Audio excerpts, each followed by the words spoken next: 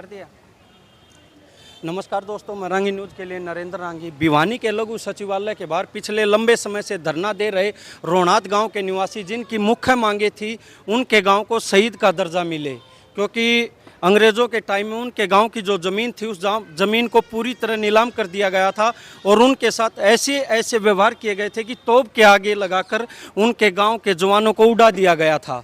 मुख्यमंत्री ने भी वहां पर झंडा लहराया था, मगर उसके बाद भी जो संतलाल इस मुहिम को आगे लेके चल रहे थे वो भी अब इस दुनिया में नहीं रहे। अब दूसरा वाक़ा भिवानी कोर्ट के बाहर इन लोगों का धरना चला हुआ था।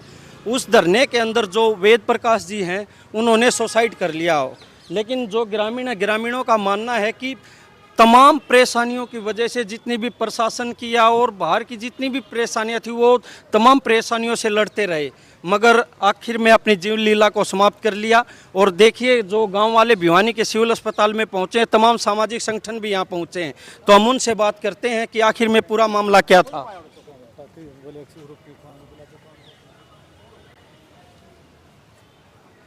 तो हमारे साथ हैं मास्टर सतवीर रतेरा जी। नमस्कार मास्टर। नमस्कार। मास्टर, ये पूरा मामला ये क्या है? ये वैसे तो 200-250 वर्ष से ये लड़ाई गांव रोहनात की चल रही है। अंग्रेज़ों के ज़माने में भी इन लोगों ने शहादत दी है। अंग्रेज़ों ने 3 दे इस गांव के हमारे बीरदास स्वामी जी, बैरागी जी और एक नंदा जाट, इन सब को तोप से उड़ा दिया था और काफ़ी लोगों को पकड़ के ले गए ये हांसी में, लाल सड़क पर रोलर के नीचे पीस दिया और काफ़ी लोग डरते हुए कुएं में कूद गए थे। और वो इतिहास तो मास्टर जी सही है, लेकिन कल जो ये वाक्य हुआ है, जो वेद प्रकाश जी के साथ वाक्य हुआ, ये पूरे मामले में जो वेद प्रकाश जी का जिम्मेवारी किसकी बनती थी? ये उसी आंदोलन को लेकर के ये इनकी लड़ाई बहुत लंबी है। पीछे रोहनात में भी काफ़ी समय से बैठे थे, करीब 500 कुछ दिन हो गए हैं इनकी। तो फिर ये भिवानी में धरने में भाई प्रशासन ने ये पीछे संतलाल जब शहीद हुए तो प्रशासन ने ये कहा था कि तुम्हारी मांगों को मानेंगे, तुम्हारी मांग पूरी करेंगे और तुम्हारे जो खोए अधिकार हैं, तुम्हारी ज़मीन है, उसको वापस देंगे। उसी लड़ाई को लेकर के ये भिवानी सचिवालय के सामने वेद प्रकाश जी और सारे साथी बैठे थे, परंतु बार बार प्रशासन से मिले हैं। रोज़ प्रशासन ने मिलने जाते थे, रोज़ आश्वासन मिलने के कारण न्याय नहीं मिल रहा था। इसलिए इस आदमी ने भाई हमारी लड़ाई की कोई सुनाई नहीं हो रही है, प्रशासन कोई सुनाई नहीं कर रहा है, इसलिए इन्होंने यहाँ पर ये आज ये घटना घटी है, शहादत दी है। तो मेरी प्रशासन से मांग है कि इस जो इनकी सैकड़ों वर्ष से जो मांग चल रही है इसको मान लेना चाहिए।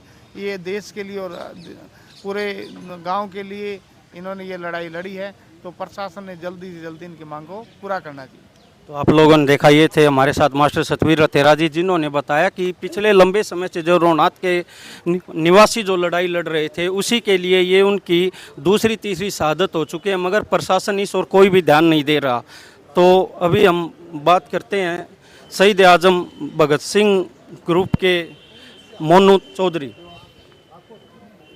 नमस्कार भाई साहब। नमस्कार भाई साहब। मोनू भाई, जो यह घटना हुई है कोर्ट के बाहर, वैसे तो ये लोग पिछले लंबे समय से लड़ाई लड़ते आ रहे हैं, मगर कल की तो बहुत ही जो ये आज मामला आया वेद प्रकाश जी का, जो आत्महत्या का मामला, बहुत ही बुरा है। आखिर पूरा मामला किस तरह, आप किसने इसका जिम्मेवार मानो, किस नज़रिए देखो इसको? भाई ये आज का कोनी बहुत पहले का चले हुआ है। रोहनात में पहले भी जो शहीदा का गांव है ना, ये अपना हक की लड़ाई लड़ने खातर खड़े थे। पहले कुछ इन्होंने प्रशासन ने सेटिंग शूटिंग करके इनके बुढ़ा के बिठा दिए। जब भी इनका पहले शहीद हुआ था तो ये प्रशासन इन्होंने गोली दे दे और ये मान जे, बेचारे बूढ़े आदमी हैं। और ये क्या ये भाई था, ये प्रेशर में आके अपना जो हमारे अंकल थे, बुजुर्ग आदमी थे, इन्होंने जो कर ये एक्सपायर हो गए और उनको सत नमन है। और ये सारा इब कर भी ये थोड़ा सा ठीक वो कर लेंगे तो अपने हक की बाजी ले लेंगे। लेकिन मोनू भाई, मतलब कहीं ना कहीं जो ये पूरा वाक़या लंबे समय से चल रहा है, तो कहीं ना कहीं इसमें सरकार की, प्रशासन की कोई जिम्मेवारी तो बनती होगी। भाई सरकार प्रशासन की जिम्मेवारी है, जब ये तो ये बैठे हैं मांग पे। यदि उनकी जिम्मेवारी ना होती तो ये अपना खुद खतर थोड़ा बैठे हैं, गांव के सारे खतर बैठे हैं।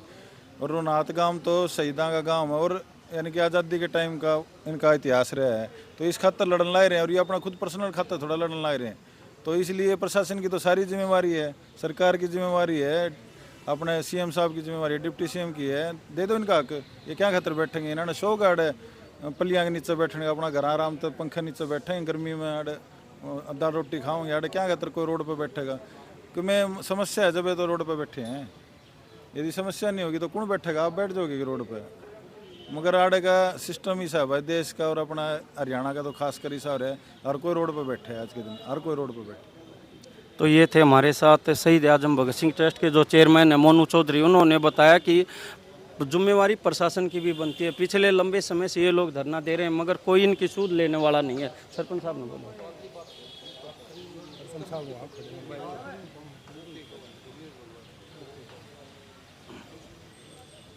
तो ये जो पूरा वाक्य वेद प्रकाश के साथ जी, ये जो धरने पे बैठे थे भिवानी लघु सचिवालय सामने पिछले लंबे समय से, आपने रोहनाथ गांव में भी धरना दिया, आप उसकी अध्यक्षता भी कर रहे थे, पूरा गांव इसकी जिम्मेवारी निभा रहा था। तो आप उसको किस नज़र से देखते कि कहाँ ना कहाँ मतलब किस दौर में कमी रहेगी कि ये मामला इतना लंबित रह गया?